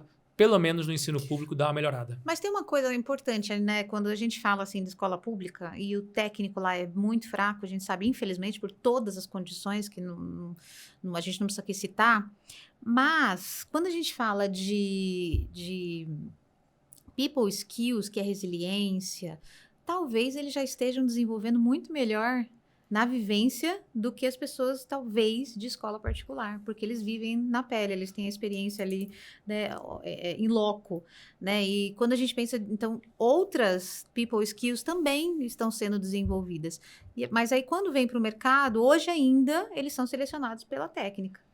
Pois é, 91% das pessoas no Brasil, a pesquisa da Michael Page de final de 2019, um pouco antes da pandemia, mas continua válida. 91% das pessoas são contratadas pela habilidade técnica. Sim. E demitidas pela falta de... Emocional, comportamental. Então, eu acho que é um bom ponto esse, de que na escola pública sim, mas é um pouco difuso. Né? A pessoa está vivendo aquilo, está desenvolvendo resiliência, mas não está canalizando esse aprendizado. É verdade. E estruturar de forma estruturada para conseguir perceber que aquilo virou um ativo. Aqui, uma situação negativa ruim, vamos transformar, fazer a limonada aqui do limão. Muito difícil. E o último dado que eu vi é um negócio assim surreal. Temos 50 milhões de jovens, crianças e jovens na idade de ensino fundamental e médio no Brasil. 1/4 da população brasileira, idade ali fundamental e médio, que são mais ou menos ali 13, 14 anos. Só metade vai se formar. Então, metade da matéria-prima de uma nação, que são crianças e jovens, só metade vai concluir o ensino médio. O ensino médio. Elas estão na idade de fundamental e médio, vão evadindo, e dessas que entraram lá, em algum momento elas vão evadindo, só metade é que se forma. E aí, a pergunta para você é, você entraria num hospital que metade das pessoas que entram no hospital morrem? Você entraria num avião que metade das vezes cai o avião? Então, isso é a educação brasileira. Metade da matéria-prima das crianças e jovens não se forma. E, por exemplo, no Rio de Janeiro, para você ser gari, que é uma profissão digna, gari, lixeiro, tem que ter ensino médio. Então, se nem gari essas crianças vão poder ser, para onde vão essas crianças? Então, na melhor das hipóteses, um subemprego. E na pior, vai para o crime. Mas vai piorar um pouquinho a notícia, porque da metade que se forma, conseguiu superar e se formou, 10% só sabem as operações básicas de matemática, português, operação básica de matemática, né? Mais, menos vezes. E só 30% sabem ler e compreender um texto. Ou seja, da matéria-prima, que é metade só, que sai do ponto final da fábrica, entre aspas, só 10% tem a capacidade de matemática e 30% de português. Ou seja, mas isso não está na capa do jornal. Ninguém está falando sobre isso. Nós estamos reclamando aí da política, disso, daquilo, parará. Mas aquilo que realmente mexe o ponteiro e gera valor para uma sociedade, que é a matéria-prima do ser humano, as gerações, nós estamos tendo essa dificuldade. Mas, de novo, o dado é alarmante, mas a mensagem é otimista. Que bom que nós temos essa oportunidade de falar sobre isso. Temos iniciativas maravilhosas tentando lutar contra essa realidade. E eu prefiro ter a postura otimista de acreditar que trabalho de formiguinha, a gente vai subindo alguns degraus, não na velocidade que a gente poderia ou gostaria, mas pelo menos temos iniciativas que podem melhorar. Sim, e aí a gente, né, desde que a gente começou a conversar, a gente fala de identificar um problema na sociedade para poder tratar um problema, para poder ajudar. Olha aí, né, o que a gente está acabando de falar. E é lógico que a gente esperaria que isso fossem políticas públicas, né, porque é a sustentabilidade do nosso país, né, é sobre aonde a gente vai chegar como país, né, como nação. E é muito lamentável que as pessoas não estejam enxergando. Quando você fala, eu fico tão triste, de verdade. Fico triste porque é surreal, né? Que a gente ainda vive essa mesma situação há quantos e quantos e quantos anos, pois né? Mas vamos canalizar essa tristeza. Vamos melhorar isso aqui. Para a transformação. Esse é o maior problema que os empreendedores vão... Não pode esperar o governo. Se o governo fizer, é ótimo. É isso. Maravilha. Mas não dá para depender do governo. A gente tem que seguir o nosso caminho e construir isso. Do nosso jeito. E aí, aí tem a Endeavor, que é uma ONG. O que é a Endeavor? A Endeavor é uma ONG, é a maior rede de apoio a empreendedores do planeta. Vamos falar de coisa boa, então. Vamos lá. Você que tá aí, vamos falar de esperança, de coisa boa. É isso aí, trabalho maravilhoso, há 23 anos no Brasil. Ela conecta empreendedores de alto potencial com mentores. Então, pessoas que estão passando por desafios no seu negócio, na sua empresa, normalmente associados a crescer. Como é que eu cresço? Porque quando você cresce, tem um monte de dor de crescimento. Senta com pessoas que já passaram por isso. Maravilhoso. E oferecem uma oportunidade de conhecimento. Mentoria. Abrir portas. Mais de 50 países a Endeavor hoje está presente. No Brasil, foi um dos primeiros países a começar. E eu tenho a oportunidade, a honra de fazer parte há mais de 10 anos dessa rede. Primeiro eu fui selecionado pela nossa primeira startup lá que começou na incubadora. E aí eu estava nesse papel de empreendedor, recebendo as mentorias. E aí depois a gente vendeu essa empresa e hoje eu tenho a alegria de participar como mentor. Como mentor. E uma coisa que eu descobri é que quando eu dou a mentoria, eu aprendo mais do que quando eu recebo a mentoria. Mas é assim, né? Na verdade, quando a gente ensina é quando a gente mais aprende, Exatamente. Né? Me conta um pouco das dores que você encontra lá. As dores são de todos os tipos de ordem e do negócio. A que eu mais foco, que é o que eu acabei migrando a minha vida. Eu sempre fui da área de negócios, vendas e tudo, menos tecnologia. Tecnologia era com o meu sócio e eu ia para uma área de negócios. Mas aí foi quando deu aquela virada que eu comentei com você de gente. Então, hoje, toda a minha atuação é voltada para construção de times e culturas de alta performance. Então, eu pego pessoas e falo como é que eu estruturo meu processo seletivo, como é que eu faço o meu onboarding, como é que eu crio o meu ciclo de avaliação de performance, como é que eu crio uma cultura forte, baseada em valores, como é que eu faço para criar um processo de demissão que seja humanizado, que seja respeitoso, como é que eu construo, então, todo esse aparato de situações relacionadas à gestão de pessoas. E também ligados às people skills. Então, vamos lá, eu preciso melhorar minha comunicação, eu preciso melhorar minha inteligência emocional, estou com problema de saúde mental aqui no time, que isso está inibindo a performance. Então, toda a minha atuação hoje, seja na Endeavor, seja nas empresas que eu participo como investidor anjo ou como conselheiro, é voltado para construir um ser humano melhor. Porque do ser humano, a gente vai para o negócio. Fazer, mas aquele líder com a cabeça antiga, que eu nem vou chamar de líder, vamos chamar de chefe. O chefe fala assim, olha, eu tenho que cuidar aqui do negócio. Aí eu vou ter que cuidar das pessoas também? Não, é o contrário. Você cuida das pessoas. E as pessoas cuidam do seu negócio. Exatamente. Né? Então, essa é a ideia. Toda a minha atuação hoje está voltada para conseguir dar minha contribuição, minha provocação, minhas reflexões, minhas ferramentas para conseguir criar ambientes que sejam pessoas mais produtivas, pessoas mais felizes. É a junção desses dois lados, né? Da performance e da presença. Da felicidade e do sucesso. Quando você fala de ajudar as pessoas a estarem mais produtivos e mais felizes, quais são as orientações básicas que você fala para essa turma? Aonde eles devem focar para deixar o time mais engajado? A gente leu uma pesquisa hoje que 58%, eu acho que é da McKinsey, tá ali meu papel. Sandra, quer trazer para mim e aparecer aqui nas câmeras? Olha aí, Sandra. Olha a oportunidade. É o momento dela, o papel que tá aí em cima, gente. Eu queria tanto achar, que eu não sei se é da McKinsey, tá aí, isso. A Sandra vai vir aqui, gente. Vem, Sandra. É o segundo de fama dela. Olha aí, hein? Obrigada, mas eu faço que é muito legal essa pesquisa, que saiu acho que ontem, saiu assim, super recente. 58% dos profissionais estão desengajados. É isso mesmo, 58% desengajados, e é da McKinsey mesmo, estou com a cabeça muito boa, e 42% estão engajados. Então, é muita gente. Muita gente, mais da metade. Mais da metade. Impressionante. Então, a primeira coisa que a gente tenta trazer são duas atuações, linhas de atuação. A primeira linha é o líder entender que o papel dele como líder é construir diferenciais competitivos para a sua empresa. O que você faz melhor do que já existe, do que os outros fazem. E aí, quando você para pensar, tudo pode ser copiado pelo seu concorrente, menos uma coisa. Seu preço pode ser copiado pelo concorrente, seu posicionamento, seu produto, seu serviço, seu canal de vendas, tudo isso, mais cedo ou mais tarde, com mais vontade, menos vontade, com mais dinheiro, menos dinheiro, seu concorrente vai lá e te copia. Se você não conseguir se manter, você copia seu papel e manter na frente, mas uma hora seu concorrente pode diminuir esse gap. Mas tem uma coisa que você faz que é impossível de ser copiado, que é a cultura organizacional, que é como você faz o que você faz. Quais são os seus valores? Por que você faz o que você faz? Por quem que você faz o que você faz? Para quem? Qual é a sua visão de futuro? Como é que você engaja as pessoas nessa sua missão? Então, essa cultura é a primeira coisa que a gente precisa criar: rituais, rotinas, ferramentas, símbolos, lendas, histórias, mecanismos para conseguir sair do abstrato, que cultura é uma coisa abstrata, para o concreto, para o dia a dia, para segunda-feira de manhã. Esse é o primeiro passo. O segundo passo é o líder, o ser humano líder, poder entender que a forma como ele liderava pessoas há 10 anos não é a mesma como é hoje.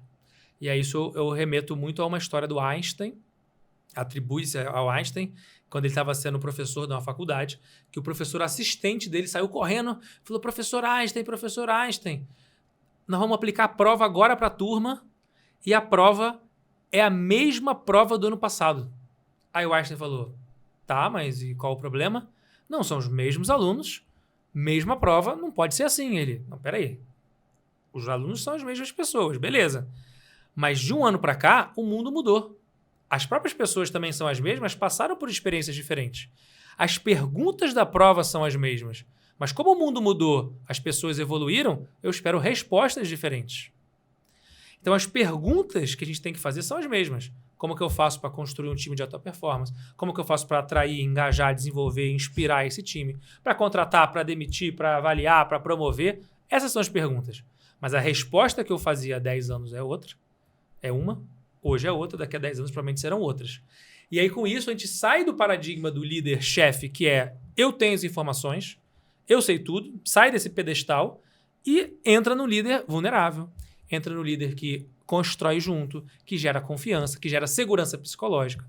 Então, essas ferramentas da atuação do líder e as ferramentas de construção de uma cultura para o time.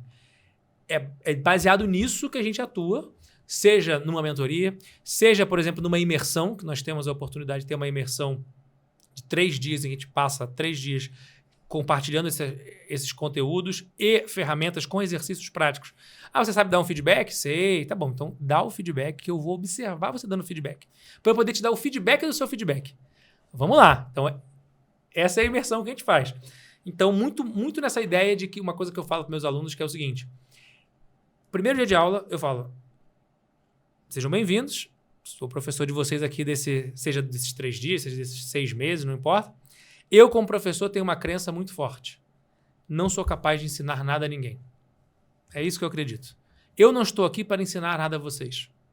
Eu estou aqui para criar um ambiente para que vocês aprendam. Então, quando o foco é no professor ensinar, o protagonismo é no professor. Quando o foco é o aluno aprender, o protagonismo está no aluno. E é sempre sobre o outro. É sobre o cliente, é sobre o aluno, é sobre o liderado, é sobre o outro. Então, eu não quero ensinar nada. Eu quero provocar reflexões, fazer a curadoria de conteúdo, triangular a experiência de vocês, para vocês verem, opa, isso faz sentido para mim. Então, eu quero aprender. Eu não estou impondo nada. Estou oferecendo. E vocês decidem se faz sentido ou não.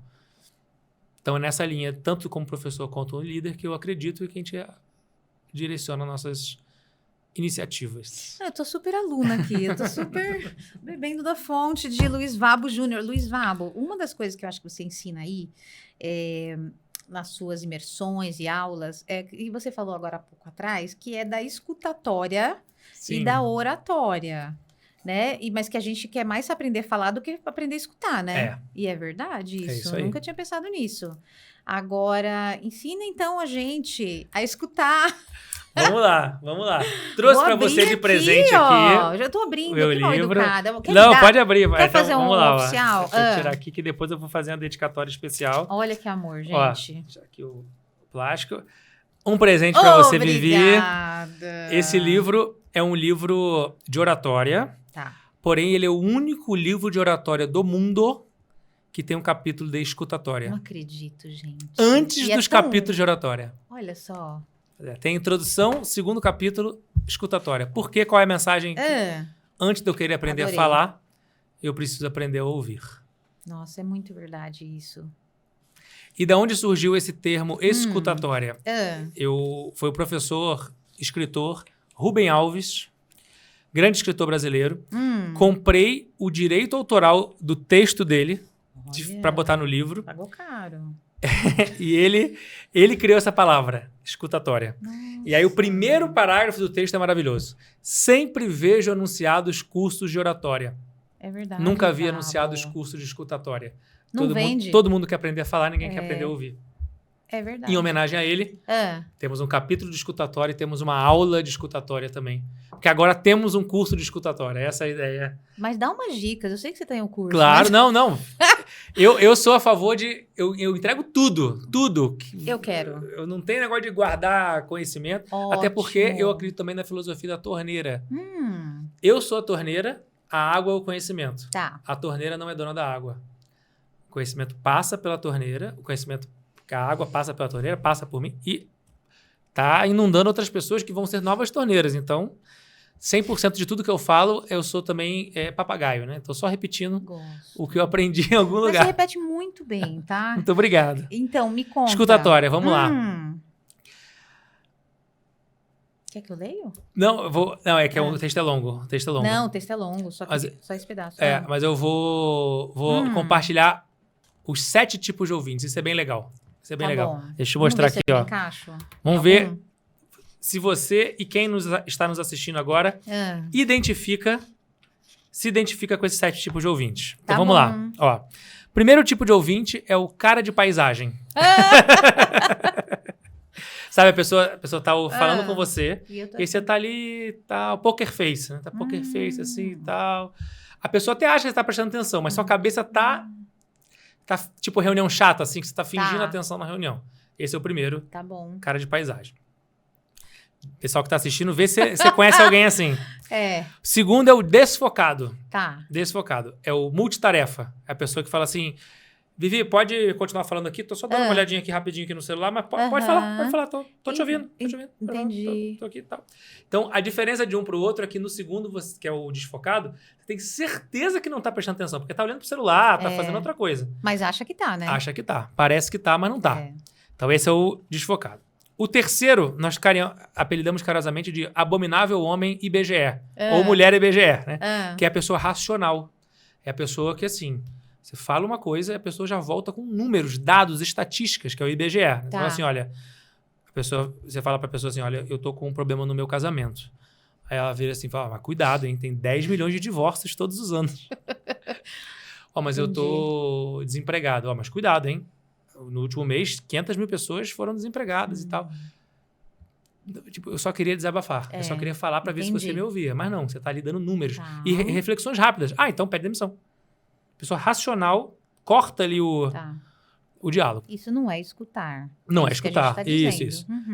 Então são os tipos de ouvintes que tem por aí. Pseudo-ouvinte. O quarto tipo de ouvinte é o questionador. É a pessoa que tá querendo validar a perfeição da mensagem. Que é assim, você fala assim pra pessoa, olha, na quarta-feira passada eu tive uma discussão com o meu chefe, mas tô muito mal por isso. Aí a pessoa te interrompe e fala assim, peraí, foi quarta ou foi quinta? Tipo, não importa, entendeu? Eu tô querendo desabafar. Não faz diferença se foi quarta ou se foi quinta. Então quer pegar o detalhe ali pra, será que é isso mesmo? Tá perfeita a mensagem, não tá? Então é o do contra, tá sempre ali tentando te questionar. Você fala uma coisa, não, mas e tal coisa, e tal coisa? Então tenta por todos os ângulos e tal. Esse é o nosso quarto tipo. Quinto tipo é o ansioso, também conhecido como não deixa nem molhar o bico. Gente. Tinha uma pessoa que trabalhava comigo, eu falava assim, fulano, olha só, eu trouxe pra você um plano da gente... Peraí, já sei. Você vai fazer isso? Não era isso, não. Não era isso, não. Mas ele já vem com tudo, não. Então você vai... Não, mas calma. Então, ele espera o vácuo da respiração. A pessoa não tá ouvindo, ela tá esperando você parar de falar pra voltar a atenção. Esse é o quinto. O sexto é o que eu prefiro, é o melhor de todos. Chama-se Meu Pior é Melhor. Gente. Ou Meu Melhor é Melhor. É a pessoa que compete pela história. Assim, então, quando eu fui pra Paris... Teve um problema lá quando eu tava pegando no ônibus do aeroporto. Cara, mas você não sabe como foi comigo.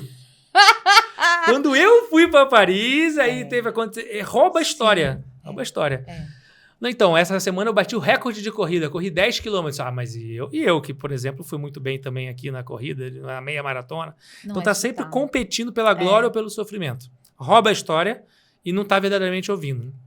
E o sétimo é o conselheiro sabe tudo. A pessoa que tem o checklist perfeito de tudo. Estou com problema na educação do meu filho. Você está com problema no seu filho? Perfeitamente. Ponto 1, ponto 2, ponto 3, faça isso, faz isso, tenta aquilo outro. Tem resposta para tudo. Mas eu briguei com o síndico do meu prédio. O síndico, então agora na próxima eleição do síndico você vai... Estava só querendo desabafar. Né? E aí, identificou alguém que tem os 7? Eu não conheço ninguém assim. Não, mas muitas vezes a gente tem esses papéis, né? Quando você fala, tipo, a cara de paisagem, a gente muitas vezes tem essa cara de paisagem aí nas reuniões. Pode falar, gente. Você tá aí escutando a gente, com certeza você já fez essa semana uma carinha de paisagem. Falar, ai meu Deus, em que hora? Quanto mesmo que eu tenho que pagar de... Eu tenho que continuar aqui mesmo nessa reunião, meu Deus. Viviane, não sei você, mas eu gabarito os 7. Muitos 7. Momentos eu acho que... Dependendo do contexto, do ambiente, alguns mais, outros menos. Mas... Até essa própria aula, esse capítulo de escutatória, eu escrevi para mim mesmo. Porque eu recebi muitos feedbacks na minha vida de que, legal, Val, você fala super bem, mas você não está ouvindo. Você está com... E, na realidade, o ouvir, tanto o próprio falar também, ou seja, o se comunicar, muitas vezes ele é um meio. Porque o objetivo não é comunicar, o objetivo é se conectar. Eu quero me conectar com a outra pessoa. Perfeito. Através da fala ou da escuta. Então, por isso que o bom ouvinte mesmo não é nenhum desses 7. É o ouvinte número 8, que é aquele que pratica a escuta ativa, a empatia, comunicação não violenta, aquele que espera a sua vez de falar, que reflete, que está presente. Esse é o ouvinte que a gente espera que as pessoas sejam. Eu amei você trocar a palavra comunicar por conectar. Eu acho que se a gente trocar essa palavra no dia a dia, a gente já vai conseguir entender se a gente está naquele momento se comunicando ou se conectando. Se eu estiver se comunicando, né, que é aquilo, os 7 pecados capitais aí da escuta, muitas vezes a gente está fazendo isso, achando que está se comunicando, mas se a gente pôr a peneira do conectando, eu acho que já vai ajudar muitas pessoas. Fala, peraí, eu estou me conectando com ele ou eu estou tentando passar alguma informação? E eu falo para meus alunos assim, principalmente os alunos de liderança. Você vai pegar um livro de liderança, tem 85 habilidades para você ser um bom líder. Então, ó, beleza, tudo muito importante. Deixa todas de lado, escolhe só uma.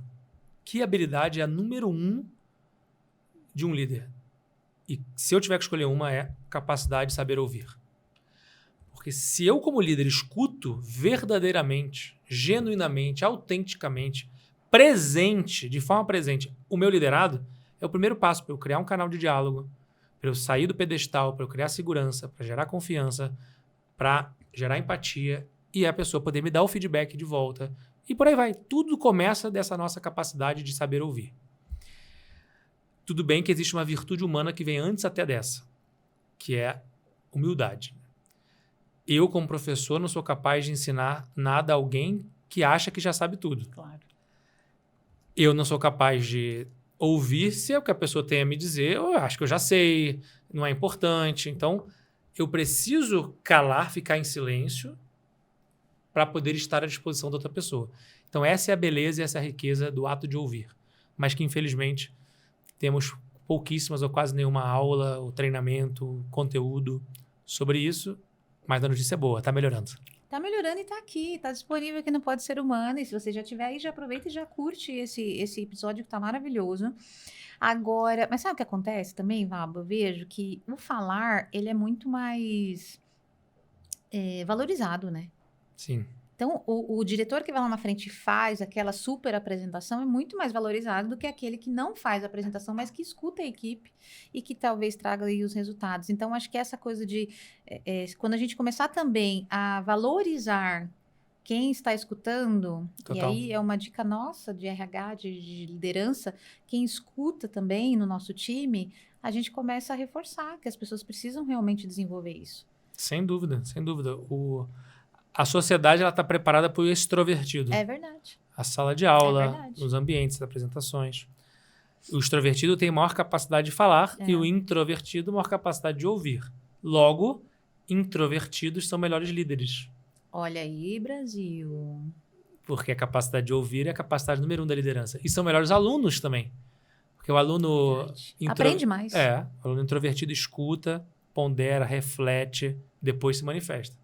O extrovertido acha que ouviu, acha que entendeu, já sai falando. E eu digo isso porque eu sou extrovertido, então eu digo por experiência própria. O Vabo, é o seguinte, o extrovertido, muitas vezes ele vai ler um capítulo e ele vai fazer uma palestra sobre esse primeiro capítulo do seu livro. Esse é o extrovertido. O introvertido, ele vai ler tudo, então ele vai estar muito mais aprofundado, né, gente? E a gente está precisando desse lugar, né, Vabo? Sim. Tem muita coisa superficial nas redes sociais, muito guru da primeira página, que fala bem e que convence a gente. Então a gente precisa, acho que é uma habilidade essencial. Eu também não tenho certeza, sou extrovertida também. Então, é essencial que a gente desenvolva isso. Eu percebo esse gap em mim, eu preciso... Mas hoje, com a maturidade, eu acho que assim, conforme a gente vai amadurecendo, a gente entende mais a importância da profundidade. Sim. Né? Eu acho que eu já fui essa pessoa que leria o primeiro capítulo e já faria uma palestra. É verdade, mas eu acho que hoje entendo que não funciona assim. Acho que a maturidade vai levando a gente assim. Então, mas qualquer pessoa, então, pode falar em público? Eu acredito que sim. E convencer, e vender, e brilhar. Sim, eu acredito que falar em público é para você, liderar é para você, empreender é para você, é para todos. Não tem essa coisa de, eu não sou extrovertido e não consigo falar. É impossível você não melhorar se você treinar. É uma habilidade. É uma habilidade. Aliás, qualquer coisa na vida. Você quer melhorar?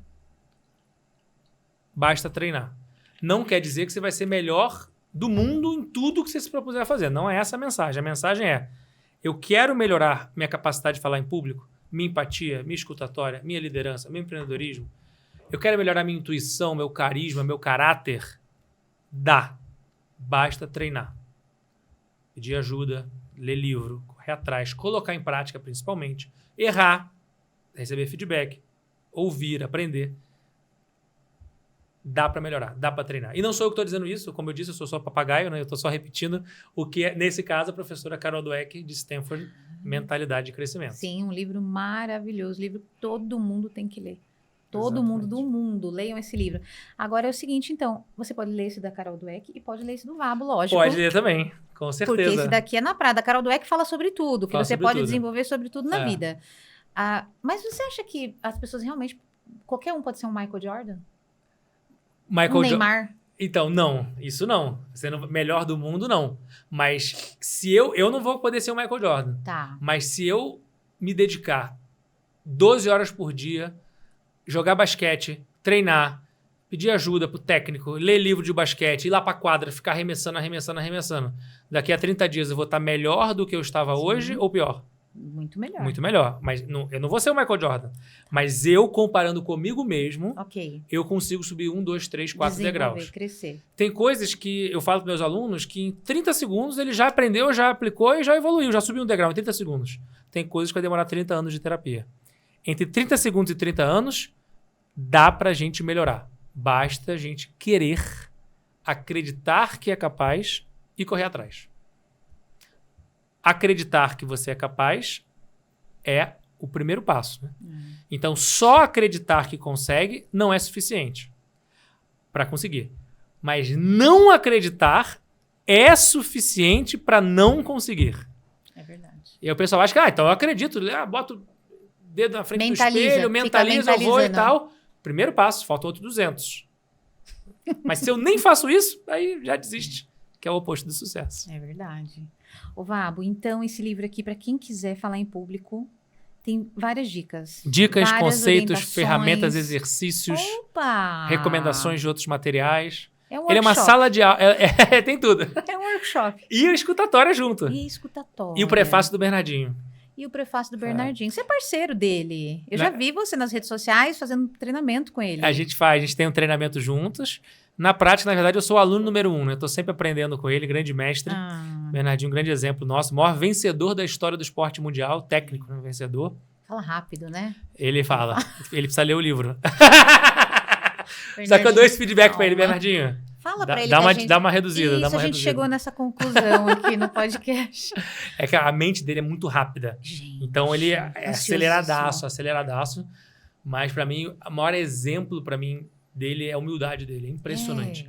Quando eu conheci ele, ele já tinha 7 medalhas olímpicas, múltiplas vezes campeão Copa do Mundo, Campeonato Mundial, Liga Mundial.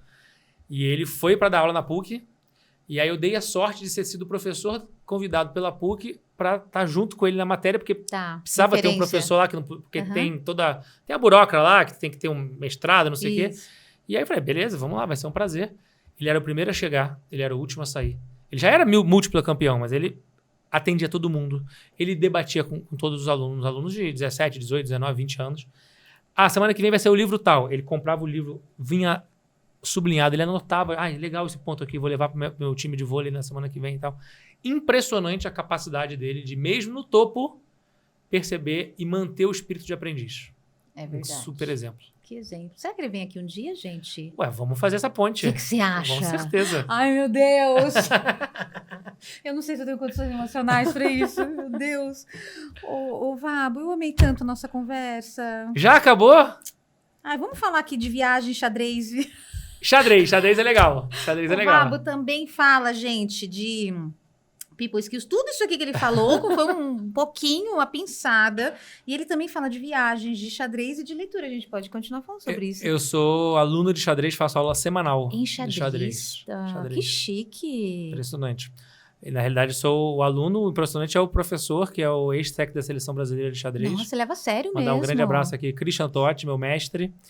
Só para dar um exemplo do poder do xadrez. Tá. Kasparov, lembra do Kasparov, que foi um dos maiores da história? Isso, russo, exato. Ele era russo, um dos maiores vencedores da história. Ele, anos depois dele largar o profissional, ele ainda joga eventualmente, ele criou um experimento numa escola da 8ª série na Rússia. Pegou uma turma de matemática, dividiu a turma em 2. Metade da turma teve aula de reforço de matemática. Tá. E a outra metade teve aula de reforço de xadrez. A metade que teve aula de reforço de xadrez foi melhor em matemática do que a que teve aula de reforço de matemática. Eu acredito. Olha que loucura, gente. Como deve desenvolver o cérebro, né? Pois é, uma experiência incrível. Então, fica essa recomendação final aqui para a turma. Além da oratória, além da escutatória, além da liderança, além do empreendedorismo... Xadrez. E, Vabo, tem um filme novo na Netflix, não sei se você já assistiu, eu acho que chama Uma Jogada de Mestre, eu acho. Que tem o Cuba Gooding Jr., ele é uma história real de um grupo de uma escola americana e tomada no subúrbio, lá tomada pelo tráfico de drogas, e aí ele sai da cadeia e na cadeia ele aprende o xadrez, e aí ele leva para os meninos e para as meninas, e ele transforma aquela... Legal. Gente, é lindo o filme e é baseado em fatos reais, vale muito a pena assistir. Realmente, xadrez tem muito... E você foi fazer xadrez por quê, assim? Porque esse meu professor, que é o Christian, eu conheci ele na época da faculdade, ele era enxadrista profissional, largou e virou técnico da seleção brasileira. E ele estava fazendo psicologia na PUC. E aí ele criou a matéria junto com o professor da engenharia, então a matéria letiva dentro da engenharia, eu fui fazer a matéria dele. Mas o mais curioso foi que ele criou uma simultânea, não sei se já viu nessa série, o que ficou famosa agora do Gambito da Rainha, aparece. Ele joga contra 40 pessoas ao mesmo tempo. Tá. Então eu fui uma das 40 pessoas que jogou contra ele nesse dia, e o mais curioso é que ele ganhou das 40. Mas o mais curioso ainda foi que uma semana depois, eu encontrei com ele no elevador da faculdade, fui falar com ele, falei, Cris, que legal, uma semana passada a gente jogou. Pô, parabéns, você ganhou de todo mundo, coisa incrível. Aí ele olhou pra mim assim e falou, olha, você joga direitinho e tal, mas você deu mole naquela jogada ali do cavalo com a torre, que foi ali que eu dei o checkmate. E aí eu não lembrava mais da jogada que uma semana antes eu tinha perdido. Na hora que ele falou, na hora que ele falou, eu lembrei. Ele lembrou, tendo jogado com 40 pessoas uma semana antes. Então aí foi que me caiu a ficha também do poder da capacidade da máquina mais avançada do universo. E não é o ChatGPT. É o seu cérebro. É o nosso cérebro. Então aí a parte foi, deixa eu ver o que o xadrez pode oferecer. E aí comecei. Meu pai me ensinou quando eu tinha 5 anos de idade, sempre joguei com ele. Mas a partir desse insight, dessa simultânea, com o apoio do meu pai e com o Christian, foi uma jornada aí que até hoje eu tento aprender um pouco mais. Vabo, é o seguinte, eu quero ser uma super melhor amiga sua, porque eu adorei a nossa conversa. Eu amei a nossa conversa, eu acho que a gente realmente tem... Nossa, eu tenho muito que aprender com você, eu te agradeço muito, muito, muito pela sua vinda aqui. Eu queria saber se, assim, você acha que tem que falar mais alguma coisa, que não pode sair daqui hoje sem falar alguma coisa que você veio, de repente, preparado para falar. Fale agora. Vamos lá, então vamos mensagem final. Isso. Mensagem final. A mensagem final é que sonhos sem riscos produzem conquistas sem méritos. Então, para quem está nos assistindo aqui, que alguma parte de hoje, se você tiver aprendido alguma coisa que seja, coloque isso dentro do seu processo de autoconhecimento. Sonhe, faça planos, corra atrás e toma risco.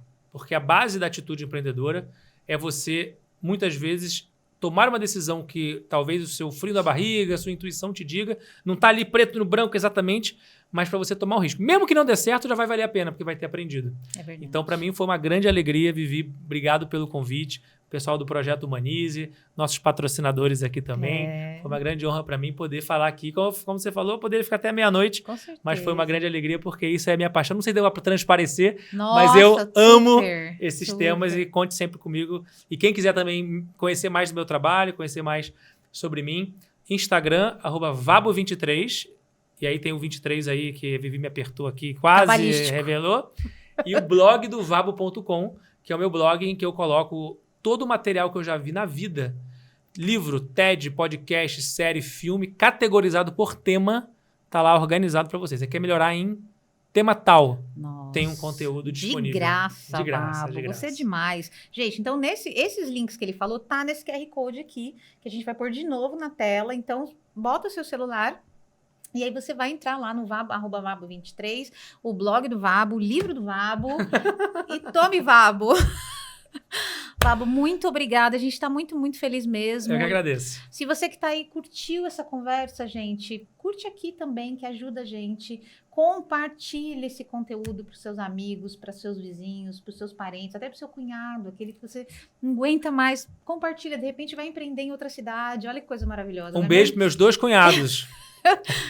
Gente, muito obrigada pela sua participação hoje. Um grande beijo. Até o próximo Pode Ser Humano. Tchau, tchau.